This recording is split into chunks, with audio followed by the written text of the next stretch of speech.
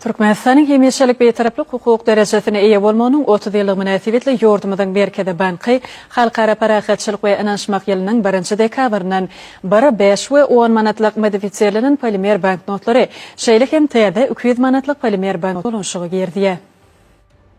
Türkmenistan'ın Merkezi Bankı'nda haber verilse ali bu pulların esası ayrıtynlygy daşky täsirleri durnuklulugydyr. Şeýlede olaryň goru alamatlary has güýçlendirilip, hakykalygyny tasdiklayan şekilleri vizual taýdan kämilleşdirildi. 5 we 10 manatlyk banknotlaryň rengi we şekli öňkü görnüşde saklanylyp, olarda halkara paraxatçylyk we ynançmak ýylynyň nyşany şekillendirilenler.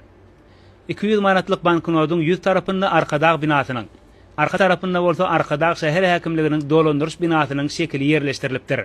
Dolanşyga giýeriljek modifisirlenen manatlaryň we täze banknotyň ýüz tarapynda olaryň çykarylan senesi we beýleki tasdiklaýjy goşunlar görkezilýär. Bu banknotlar ýurdumyzyň çäginde eýçiliginiň görnüşine we alyp barýan iş ugruny garamazdan idara kärhanalaryň we guramalaryň ählisi tarapyndan töleglen ähli görnüşleri boýunça hökmany kabul edilmäge degişlidir.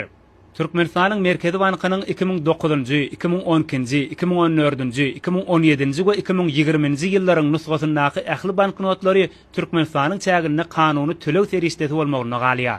Ýurdumyzyň çäginde dolanşykda bolan banknotlaryň we teňelen hakykylygyny takyp kesgitlemek üçin adyndan 5 sany gorag alamatlaryny barlamak zerurdur. Bu alamatlar baradaky maglumatlar bilen Merkezi Bankı'nın resmi internet sahypasynda tanyşyp bilersiňiz.